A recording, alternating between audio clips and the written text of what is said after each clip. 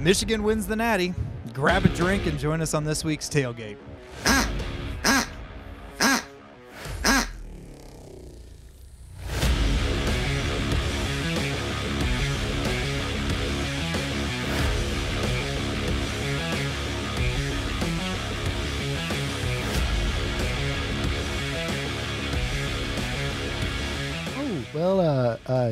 Welcome to this week's Tailgate. I'm Michael. I'm Dennis.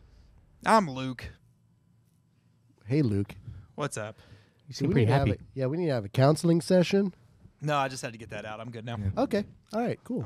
We unfortunately didn't see the signs of this happening. Yeah, I get it. It was kind of mean for us to let the Ohio State fan do the intro, but you know what? I'm over it. We just had to. Anyways, before we get into this week's episode, we'll go ahead and just do a word from our sponsor, which again, like all weeks, is Explore Nash. So if you are interested in any food or entertainment or events or politics or anything that has to do with history or information about Middle Tennessee area, check them out at Explore Nash on Instagram, YouTube, or TikTok. So we had the national championship. We did. And that was fun. But before we get into the national championship, we have an award that we have to announce.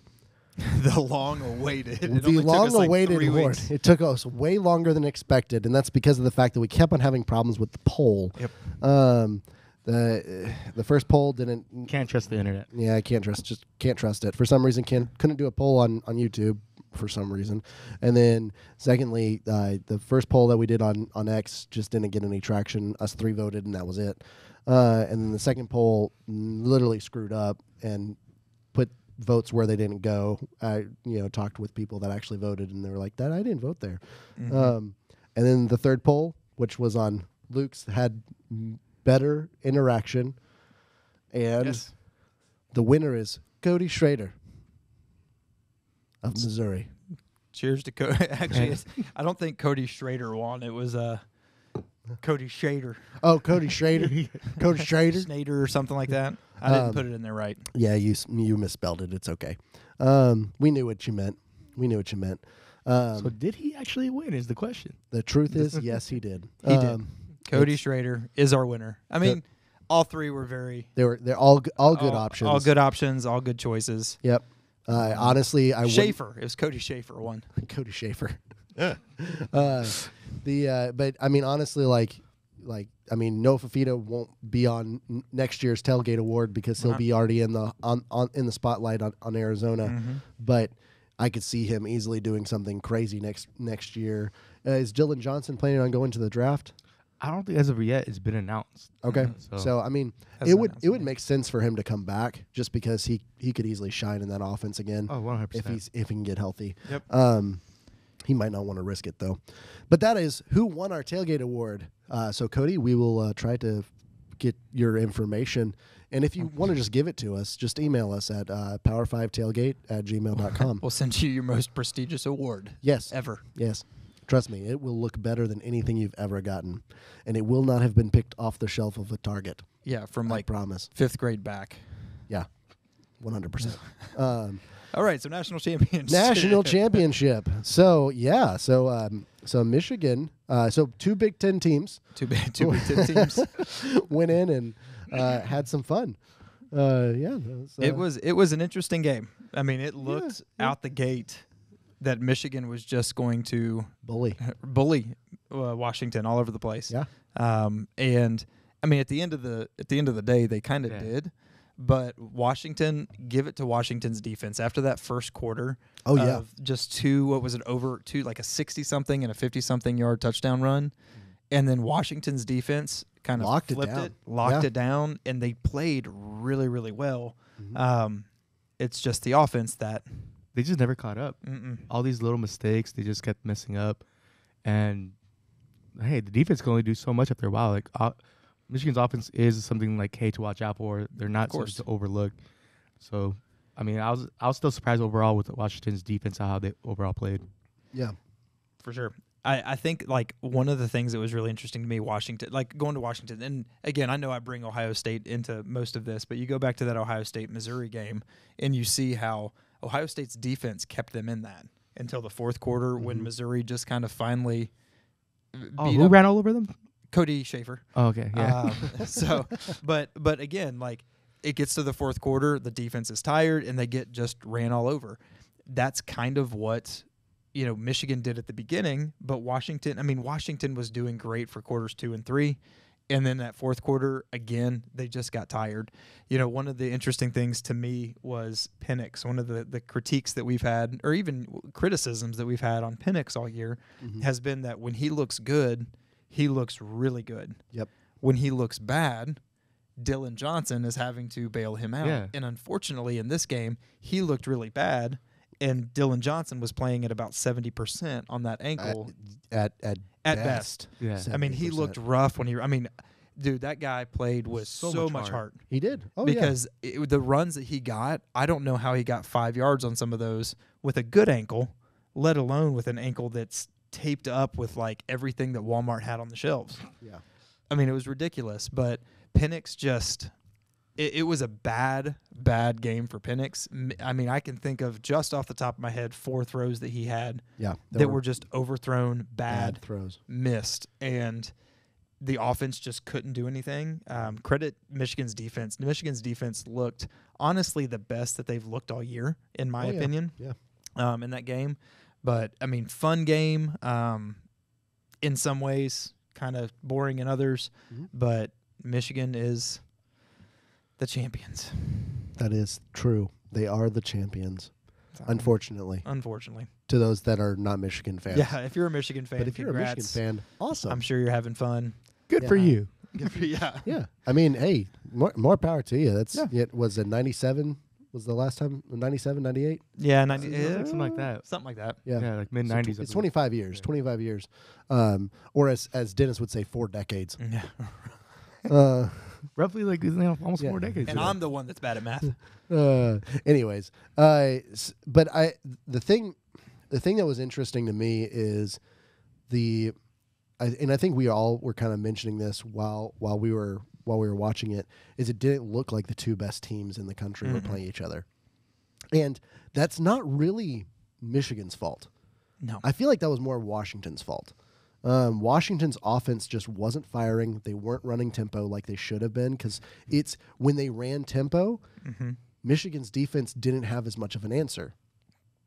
When they slowed down or were more methodical and allowed a Michigan to set, that's when it became a problem. And that's the thing is, like, the Big Ten doesn't really deal with tempo offenses very often.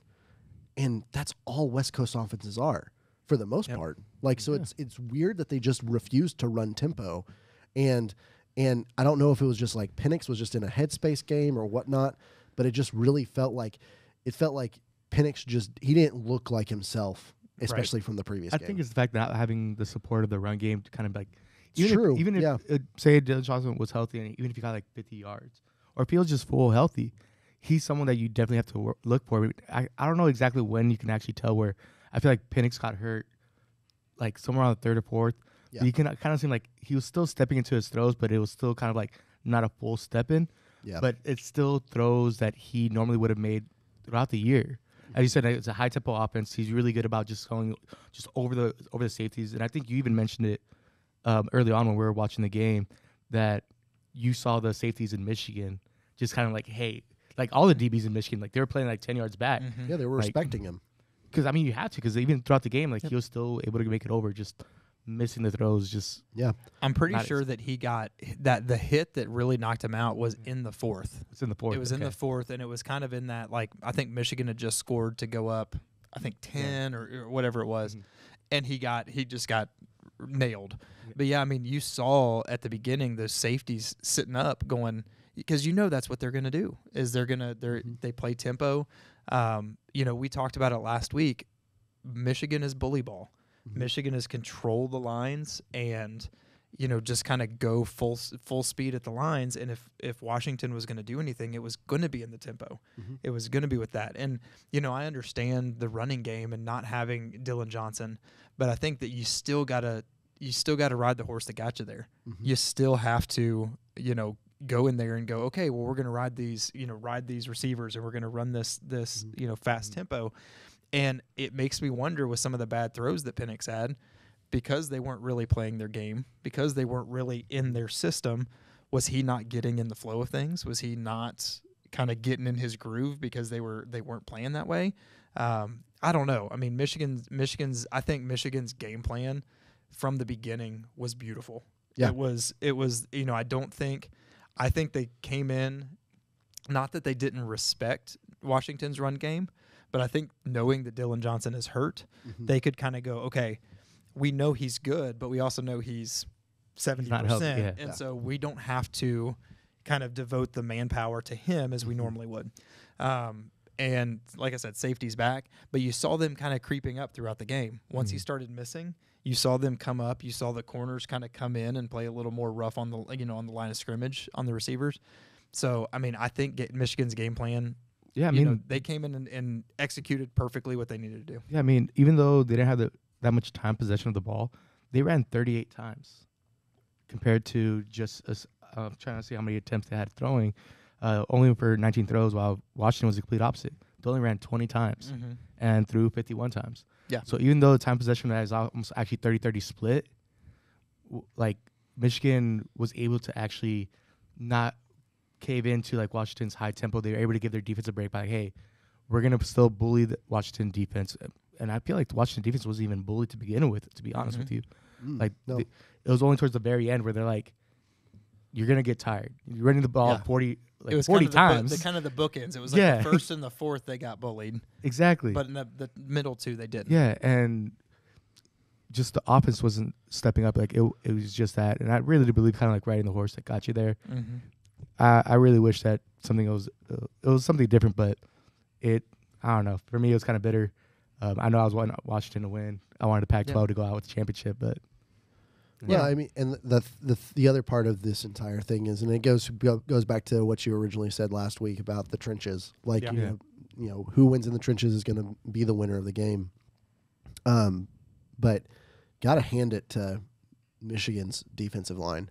Yeah, holy smokes, they handled the best offensive line in the country with ease. And after doing what they did to Bama. Yeah. Like, not that they were the best offensive line. No, Bama was one of the worst. Right, but and so still. That's why it was hard to judge how good Michigan's defensive front was. But it's not like they hadn't played against decent offensive lines all year. They've played against a few, but they've not played against one that's that accoladed. Right. Like, and that we've seen consistently dominate the line of scrimmage. And so that was something that was just incredibly impressive. That with 4 guys, they were able to basically take on 7 without a problem. It's crazy. It was ridiculous watching, them rush 3 or 4 and get to the quarterback as many times as they did. Yep. I mean, it was pretty. I hate saying it. It was pretty watching their technique and watching what they did on that line to get to the quarterback. And I mean, Washington's offensive line at times was confused. Yeah. And to do that to, again, like you said, one of the best offensive lines in the country. I mean, again, I hate giving Michigan credit. I know. But you can do nothing but give them credit for this. They did a great job, and it was a win that they won. If they actually did technically earn it. If they were any other team, I would be so extremely impressed. And I would be all like, man, this is pretty. But I just Muck Michigan. I mean, congrats on your title. At least you lost to the champion. That's right. Yeah. And to the 4th best team in the SEC. That's fair. Yeah. But since the national championship has, been finalized and we now know who won, and is considered the best team in all of college football for now, for the next few months. Yes. Because they probably won't even come close to the top 3 next year. They're losing a lot of players. With all the guys they're losing, we'll see. There's a lot of veteran play that helped them get where they got to this year. And not to take it away from them. That doesn't take it away from them. It just explains it a little bit better. But at least it's not like 7th-year quarterbacks. True. Yeah. It's not like everybody on their team is like True. 46 with 5 kids and like they're seniors. They're Legit getting seniors. paid, man. These NIL deals are paying them like just under $1 million or over $1 million. I would be staying there too. I wouldn't care. True. But since the national championship has been decided, we are going to end the year with a new tradition. It's something that it's a new tradition. It's brand new. First time we're doing it. But we're going to do our own tailgate fantasy team. Mm-hmm. We're going to pick what our fantasy team would be for like just. I mean, if we had NCAA right now, right? Yep. Like this is what we would be playing. If we can pick all the players, the offensive line we want, the defensive line. So for the next 3 hours, we're right. This is going to be the most boring thing you've had, and you better it's listen time for my nap. Yeah. No, we're going to go do a quick overview. We're just going to talk about the different positions and just who we would pick. Again, offensive line, just like fantasy football, defensive line, stuff like that. We're not going to get into too many, incredibly like just all the skill position is what we're going to really be worrying about. So Dennis, who you got for what do you got starting? Let's start with quarterback. I think for quarterback, I have Janie Daniels. He was one of the players I mentioned early on, just in the season. So can't go wrong with the Heisman winner. He was the offense. I'm pretty sure if he could throw it himself, he would have thrown it to himself. Mm-hmm. So, like, he'd be my starting quarterback. Fair enough. Yeah, I don't know that I could argue with that. Yeah. I'm obviously not picking Kyle McCord.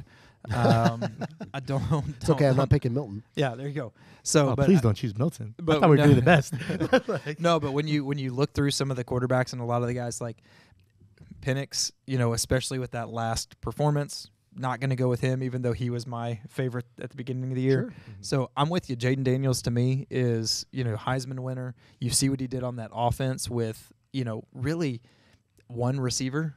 Yeah. And what he could do on a fantasy type team where he has a great line, kind of like everything going for him, and a defense.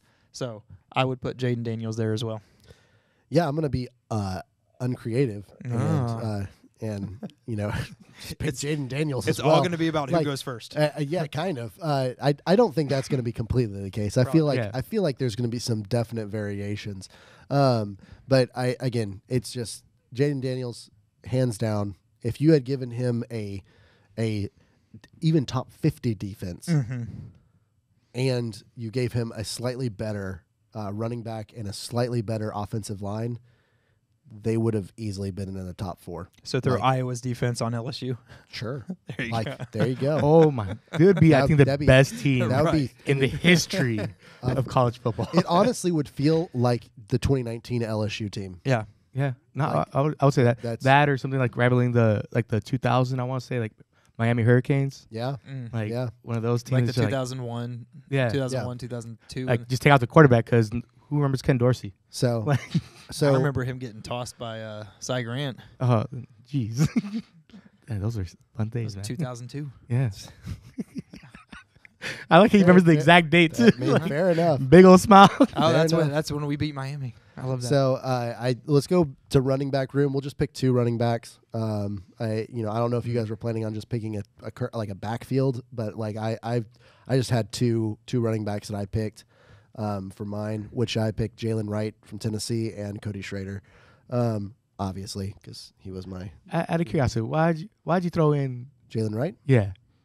He's one of the most elusive runners and one of the highest metric runners per yards per carry in the country all year. He was averaging almost 10 yards per carry all year, which is incredibly impressive, especially in the SEC. Because Cody Schrader wasn't even able to do that. So interesting. He just the reason why he didn't have as high of stats like touchdown percentage. And because there's one of Tennessee's running backs had a ton of touchdowns, which was Sampson. Right. But Jabari Small and Jalen Wright, they didn't have a bunch of touchdowns because they were the ones that were kind of running the field. Jabari Small was kind of like the bully ball, tough in the trenches guy. And Jalen Wright, once he got free, he couldn't get stopped. He's the one that got that crazy touchdown run against Georgia, like the first play of the game. and he smoked their DBs. So like he's once he's free in the open field, he's incredibly hard to take down. I can see that. So I would actually go with Quinshawn Judkins. From Ole Miss. Well, he was on Ole Miss this year. He'll be on Ohio State next year. But it's true. Gonna bring it in every time I can. So I would go with him, and then I would go Blake Corum. Okay. Number 2. I think that Corum just. I was gonna say it too. Yeah. Corum just hits hard. I mean, you watch him run, and again, take off. Michigan. But yeah, Blake Corum, he runs hard. He's a great running back. He's got great eyes. He sees where he goes. His cuts are insane. The way that he just gets his cleats in the ground and goes. Judkins, just some of the things he does on the field are amazing. Just his elusiveness and just kind of how he moves and his speed through the hole, like stuff like that is just amazing. So those are my 2 guys going in. No, so I mean, mine's actually be a combination of what both you guys said. I actually had Blake Corum just because, for one, even though he wasn't the main focal point of Michigan's offense this year, he's still someone I feel like who still had quietly a really amazing season. Mm-hmm. I mean, I don't know how you can say quietly, like, you know, you had everybody's attention was on Michigan for a good portion of the season for whatever reason. But, I mean, his season, almost 1,300 yards, 27 touchdowns. And he was the reason. He was one of the big factors in their national championship run. Well, and when you're splitting with Edwards as well, and not really splitting, he didn't see as much action, but Donovan Edwards is a good running back in his own right. So like, you got to give it to him. Like, he was the reason why I have so many games were won, and I'll give it that. And of course, Cody Schrader, the SEC definitely always has some of the really good defenses kind of going on, and I don't know. I also just kind of respect the dude, the fact that even though it was his second season in the SEC, coming from just a D2 school, Truman State, right? And I think so. Yeah, Truman State. Like, nobody. The only thing if you told me like, hey, from Truman, I'll be thinking like Truman Show, like he's trying to go to Fiji, like where you trying to go, man? But like, I wouldn't have thought a D2 player have such a just strong, just presence. And honestly, I feel like he was the reason kind of Missouri was able to kind of do as well as they did this year. I mean, don't get me wrong, the team was actually a pretty well complete team, but he was a pretty kind of the heart of the team, I feel like. Yeah. So it looks like our 2 running backs are going to be Corum and Schrader then. That's fair. Yeah. So, okay. All righty. So receivers. We're going to do 4. Oh, we're going to do 4? Okay. Do 4 receivers. I mean, that just makes sense, right? No, that's good. I'll have to go back to my list and see which ones, because I'll do my first 2 right off the bat. Yeah. Marvin Harrison Jr. Understandable. And Neighbors. Yep. Those are my I have 2. those 2. I have. I was gonna say, I feel like those are just automatic on all 3 of ours. I also have a Dunze from Washington. Yes. Okay. There's 3. Insane, and then Coleman from FSU. Okay. He just made some insane catches, and when he's playing with a quarterback that he trusts, you can tell he will go up for a ball, and he'll come down. He had some really. I remember when I was doing the whole catch of the week, he had amazing grabs. Yeah, and he had I think all 3 quarterbacks at one point. He had some nice catches. Kind of not amazing really. ones. Like he honestly fell off pretty hard with the other 2 quarterbacks. He was okay. He was okay with Rodemaker, but the third string quarterback, which honestly his name just eludes me at this point, he didn't play much with him, and he didn't look very good with him because he wasn't confident with him. No, I mean, but he made some insane catches though with Jordan Travis. Insane catches, week in and week out. There was a bunch of one-handed grabs. I was really surprised. I remember we were looking at his stats. I want to say like maybe earlier this week or last week. I was surprised. I don't think he didn't even break 1,000. I mean, I can see why he didn't break 1,000 yards. Yeah. But I feel like just as individual players, is definitely a great one. Yeah.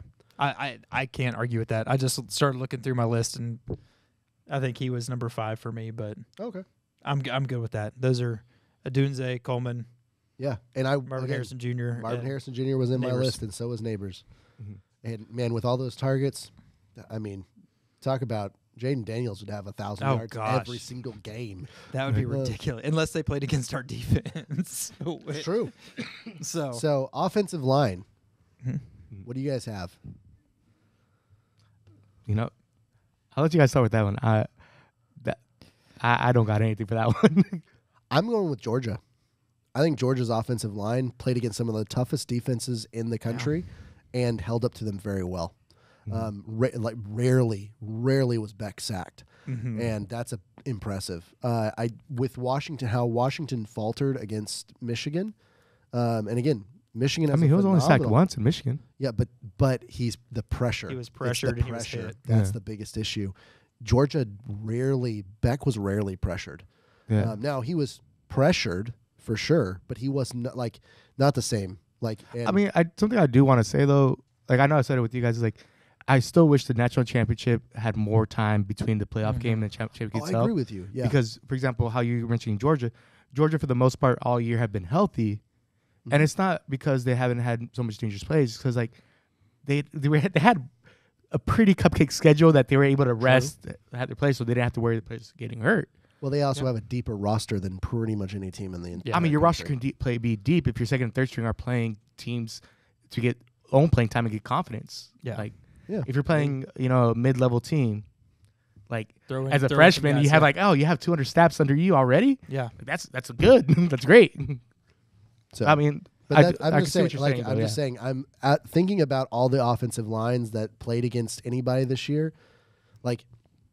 The only other offensive line that I actually would give kudos to would be Michigan's. Mm-hmm. Mm-hmm. That's where I have I'm tied at 1. Georgia and Michigan are both right there, and so that was kind of my. Honestly, I was going to listen to you guys and see what you said, and just kind of go one way or the other. Yeah. But honestly, Mike, you're our stats guy. You always know about the number of pressures and all that stuff, or at least have that kind of. Yeah, I've seen a lot of those this year. And so I can go with that. I can go with Georgia. I've liked both of their offensive lines. Michigan, definitely. And so here's where I'll say this is why I'm going to have my kicker. Michigan lost Zach Zinter against Ohio State. Yeah. And so losing him at the end, even though they played well in the semifinals and the national championship, that's why I'm going to go to Georgia. It's the center too. That's fair. It's the center. Yeah. Center has a pretty big impact. So again, it's a toss-up. I agree with you. That's a major loss. Yeah. But I think Georgia with everything at the end, Georgia makes the most sense. Yes. I think I would have to go with Iowa. They showed up every single game, even knowing that their skill players were not skill players. If you get blocked for players that are not skill players and average more than 10 points a game. Yeah, and you do get tired when you're blocking your butt off and your quarterback can't even pass. I will tell you, Tennessee's pressure alone on Iowa's quarterback completely ruins their stat. Just in that one game. They probably had more pressures. We said the regular season. Okay, we didn't talk about the bowl. Yeah. We said that during the regular season. Do we even need to talk about tight end? Are we going to do 2? No, we can do 1. Bowers? Yeah. Bowers. Oh, Bowser. Yes. Bowser. I love Kate Stover from Ohio State, but you're my boy. Ohio State, really? Oh, yeah. Damn, that was. But Bowers is the best tight end. He's the best. He's the best tight end to come out of college in a while. Yes. Oh yeah. So So Bowers. Yeah. Easy. So do we want to switch over to defense, or we can go to special teams? Let's go to defense. Okay. So defensive line. Defensive line. I'm going Michigan. I also think Michigan. Honestly, since that, I'm forgetting right now with the play where I think it was it Ohio? No, not Ohio State. It was Michigan. I'm going with Michigan too, but it was that lineman number 92. I want to say where he just chased down the. I was like, I've never seen a dude who's clearly about 350. Yeah. Chase a dude down so, he was running like a gazelle, man. Yeah. I was like, my car doesn't even run that efficiently. I want to say that was against Iowa in the Big Ten championship. Okay, yeah. I know it wasn't it was something later in the season, but I was like, man, I would be so scared to be in front of him. It honestly reminded me of if your Tennessee Titans knowledge when Javon Curse chase down Rocket Ishmael. Yeah. Yep. On that one game. So like that's what it reminded me of, where Javon Curse pressured the freak, quarterback, the freak, Yeah. and then ran down one of the fastest wide receivers. But here's the thing: Javon Curse was athletic looking. Yes. Javon Curse was like dude was built. The Michigan lineman was like legit 350. Yeah. And he was like that's scary. Steamrolling. Yeah. Yes. Yeah. Like So Javon Curse, you could look at me like, yep, nope, that guy's a freaking. Yep, that guy was built in a lab. Yes. Got it. but yeah. So I mean, even without that play. Yeah. They still just dominated. Like I said, against Washington, they just made Washington's really good offensive line look pedestrian. Mm-hmm. They did not look that great. So, got to give Michigan the defensive line. I agree with that. Mm-hmm. Are we gonna actually pick DBs, or are we gonna just go secondary?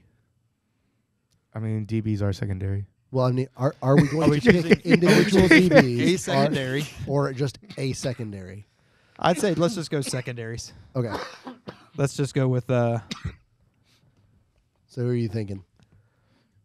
Oh, secondary. I didn't have. I'm trying to see which one I had marked down, but my computer's kind of messing up. But secondaries here. I would try to see pull it up. But I know Michigan had a pretty good secondary though. They're kind of doing well.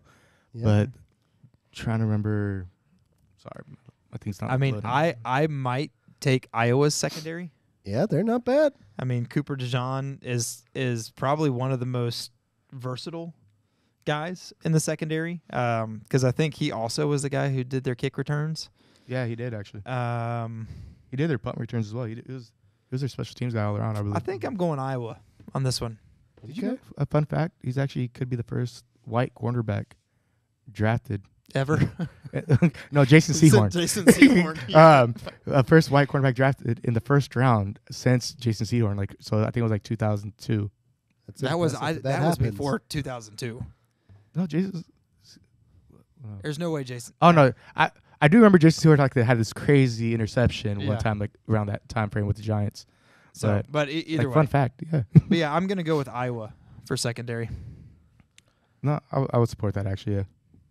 Yeah, I mean, my only concern with Iowa is how many aside from Maryland, how many passing attack offenses did they play against?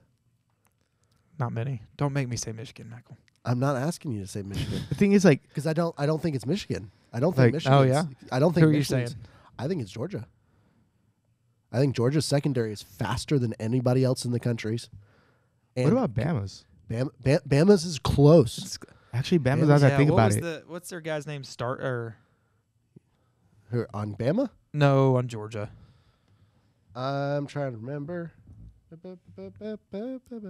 I can see that. But even like Alabama couldn't really pick apart, on an air attack, Georgia. Mm-hmm. But they could do it to a lot of people throughout the year. And Georgia was one of those teams that very few teams could throw on all year long. And they played against some good teams that could throw. Including Ole Miss, including Tennessee, including Missouri. I mean, I wouldn't say Tennessee. They did a lot of bubble passes. I feel like that's where most of your yards came from. Well, but that's what I'm saying is if you actually look at the amount of throws that Milton made, there wasn't as many down the field because of the fact that anytime they did throw down the field, the coverage was just too much for Tennessee's receivers. Yeah. And so it's just it goes back to the entire thing of all the different teams they played against. They shut down a lot of the passing game. Like Alabama had to rely on Jalen Milroe's running game for the majority of that game. I mean, they did that all year. Like, I Alabama's understand. like best receiver, I think it was like around like 500 yards or something like that. Like it wasn't. I understand. Well, Yeah. I understand, but but in games where where Alabama was like not, I wouldn't say clutch, but like it was either he ran or he threw. Yeah. They rarely were handing off. Like they didn't hand off much. Alabama didn't, and they usually had 2 or 3 targets. Like Alabama had actually a pretty decent receiver core. For some reason, they couldn't But against Georgia, they only had 2 or 3 really good catches downfield all game in that SEC championship. I'm not against Iowa. I'm not saying that. Like, I'm just saying Iowa. Who did Iowa play that had the passing attack? True. Again, we kind of go back to that Big Ten. Big Ten defense is looking good because of Big Ten offenses. So, and I mean, I can see that. I could give Iowa's front 7 on the defense a better rating because there's more bully ball. True. In the Big Ten. I mean, you couldn't really run on. Well, I'm not sure what Iowa's defense was ranked, but the run defense. But like, doesn't have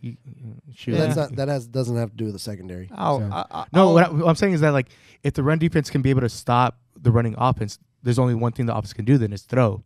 And that's where the secondary comes into play. So how often do they get thrown on is what I'm inferring. Yeah. Yeah, I mean, I can definitely see Georgia. So, I'm good with going Georgia.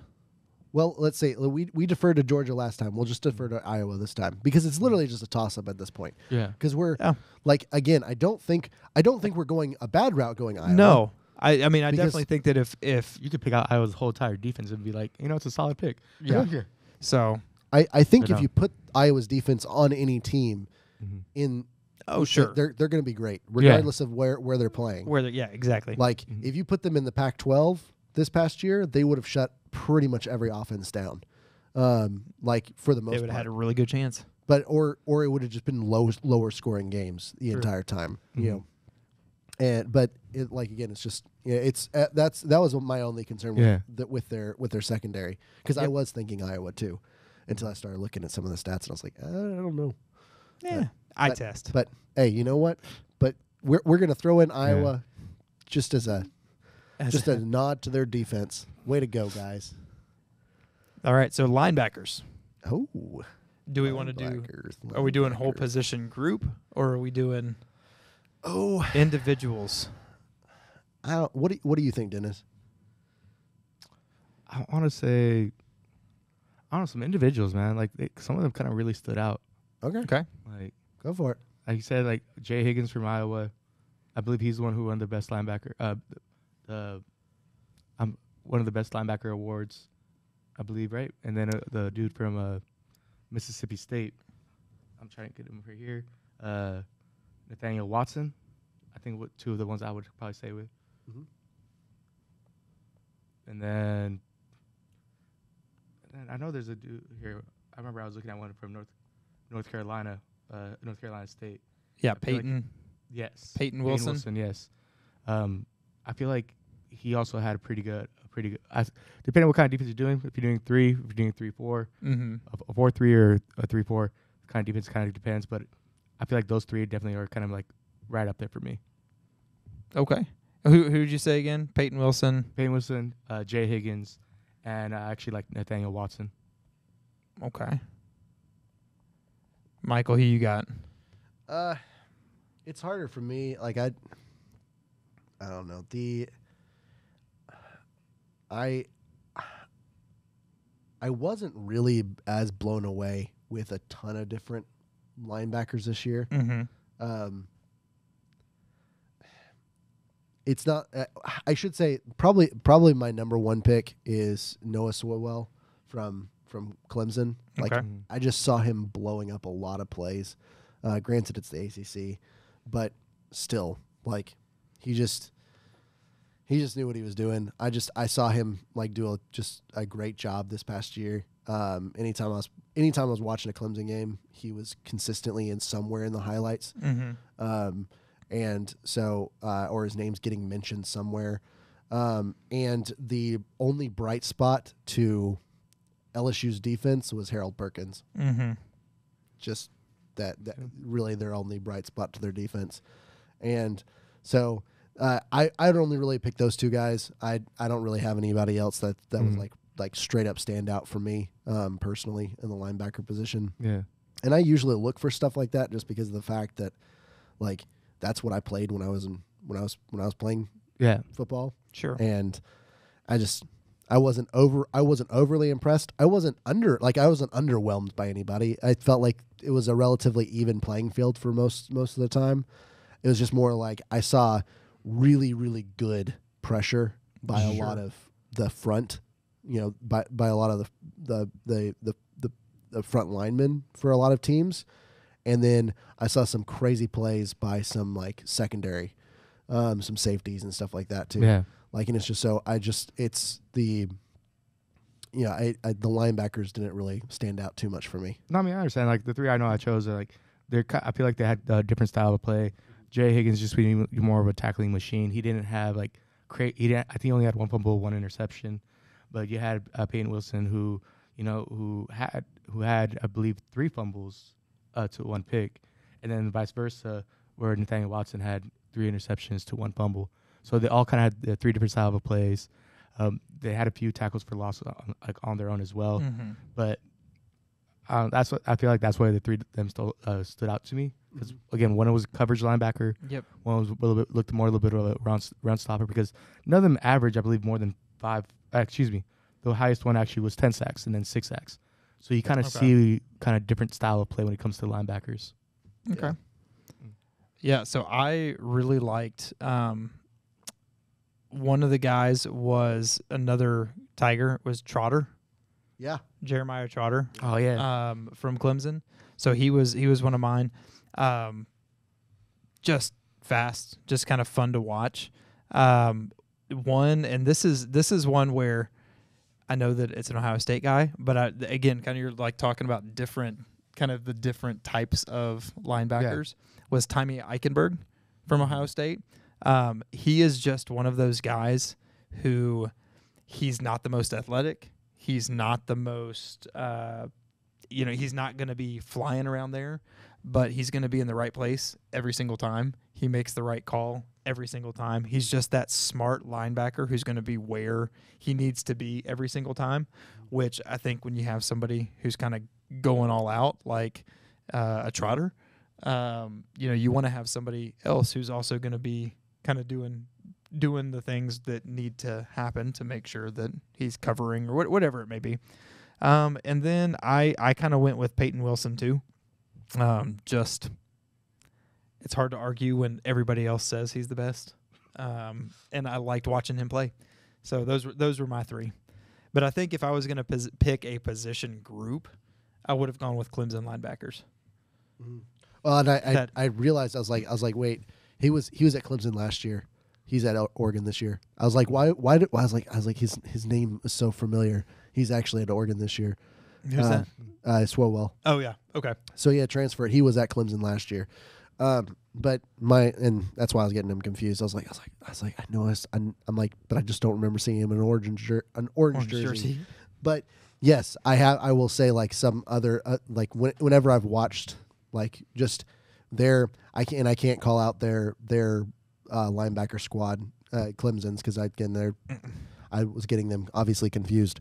But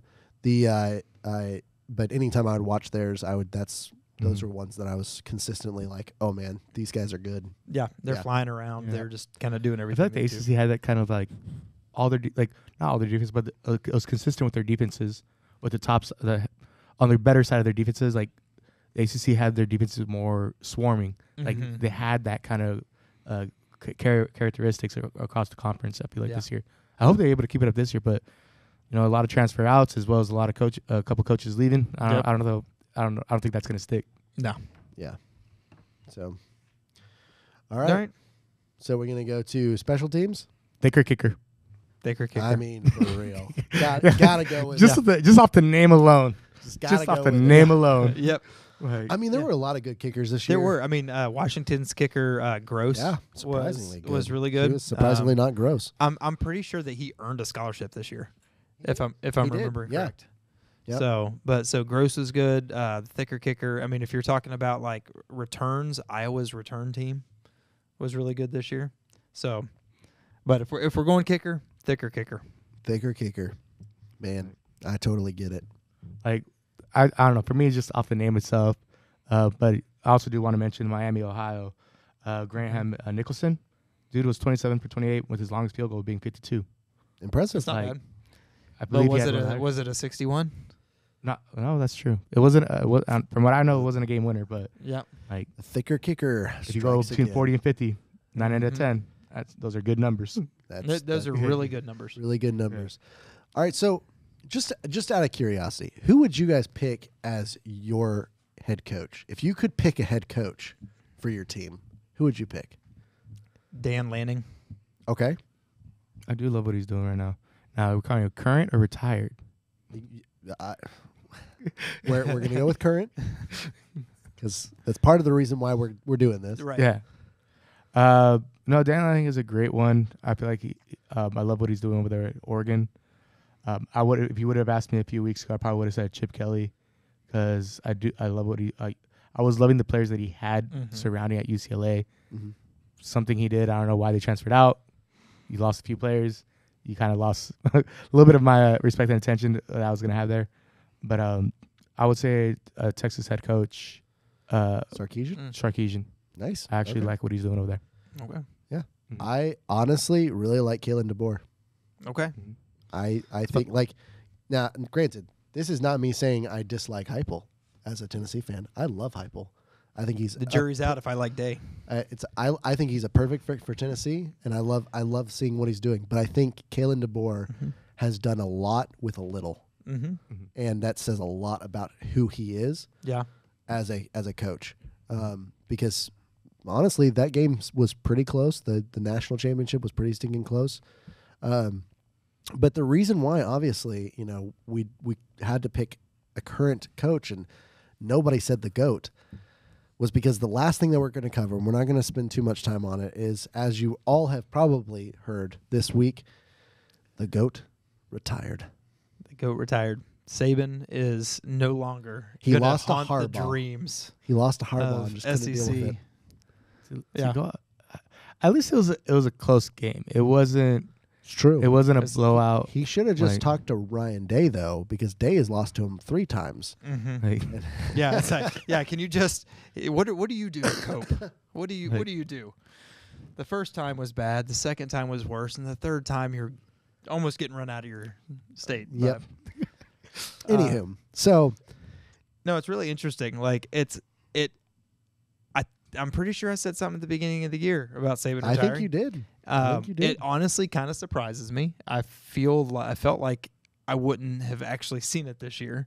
From some of the stuff I've heard, his wife might have some health issues, and so maybe he's wanting to spend more time. Maybe something like that happened. Maybe he doesn't like the NIL and the transfer portal, and doesn't like the 12-team playoff or whatever it may be. But either way, I think that he has cemented himself on the Mount Rushmore of college football. Oh, yeah. I don't think... I feel like he's going to be right in the center. I can't think of another coach who has had this much impact. Yeah. Aside from Bear Bryant. He surpassed Bear Bryant, who was the best head coach ever. Right. Yeah. At Bama. Mm-hmm. And he surpassed him. I feel like Nick Saban, if I wanted to learn from anyone, it would definitely be him. For sure. So Bama will now have another dry spell of 50 years. Right. Yeah, we'll see. And so, it'll be interesting. Dan Lanning's already come out and said, "Yep, I'm not going." As of recording today, we have not heard who so if it gets announced in the next 48 hours. No notifications while we're recording. Yep. So we don't know, but we know that there was the players for none of my sources are saying anything. The players for Bama were asked to wait 72 hours before making their announcement to jump into the portal. Mm-hmm. So, again, it's one of those things who knows what's going to happen. It's going to be interesting to see what happens. Yep. Are we going to see the downfall of Alabama? No. I think we might. I think we might. We may see an Alabama team that doesn't have a 10-win season. Oh, sure. I think we'll have at least 1 year of at least 1 year of. I would not be surprised if Bama has 4 losses. Yeah. Well, if you go back to Ohio SEC State. changed things. No, if you go back when Tressel left, and you had Luke Fickell take over for a year before Urban Meyer came in, he took a team that Tressel had recruited, who did really, really well with and went 6-6. Mm-hmm. And then Urban came in with the same guys and took off. So I think that there's depending on who they get. It took off. Who depending on who they get, I think there's at least a year of kind of a step back. But Bama Saban has made Bama a place to be, a place to coach. They're not going to not get a good coach. So maybe Jimbo is done, and maybe he's spent his $170 million or whatever it was. $77 million. Maybe he's spent all that. It can go far in Alabama for sure. There's no way. There's no way Bama's going to go and hire that guy. Yeah. I mean I don't think that would be very smart. But Bama, I'm willing to come out of retirement. I mean, it's very possible that Bama may go for Lane Kiffin. But that'd be money talks. Money does talk, and especially when it talks, Lane Kiffin listens. And Bama, I am accepting phone calls. So hey, we will. Hey. If you need somebody to just come in and coach for just $50,000 or $60,000 if you need that sacrificial lamb to have a bad season and everybody wants to run him off, I'll do it. He'll do it. He will. He has no problem. He'll wear those Alabama Crimson Tide colors with pride. Yep. You'll find a way to still wear scarlet and gray. He's like, I'm colorblind. Underneath. You have a big O, like be like Superman, just like opening it up. Yeah, the Scarlet Tide. Yeah, it sounds good. Ala, Ohio State. All right, so housekeeping. Limit pledge. Next week we will be off. We're taking a week off in between seasons 1 and 2. So we are going to end this season. This is the final episode of season 1 of the Tailgate. Thank you for joining us all season. All season. It's been great. And so this season 1, it's a recap with Michigan winning. Yeah. Michigan winning. 15-0. Season 2, we will not be recapping. Oh, like Ohio State, big O. Season 2, we will not be recapping the national championship. It's not going to be like last time on the Tailgate. So I'd be happy to do that. I know you would. I know you would. But we're not doing that. We're gonna obviously we're not coming back next season in August like we did for season 1. We'll actually be starting back up in about 2 weeks, and we're gonna cover transfer portal and all that other kinds of stuff. We're gonna also just talk about other fun topics that have to do with college football. We might even talk a little bit about NFL once it gets closer to the draft time period. Maybe some draft, maybe kind of a little bit of this, a little bit of that. Yep. Try to have some fun. Keep it interesting. Yeah, exactly. So if you have any thoughts that you guys would like to be able to kind of discuss with us, let us know. Comment. Yeah. Happy to be able to discuss those things with you. Yeah, exactly. Well, come back next week, grab a drink, and join us on next week's Tailgate. 2 weeks.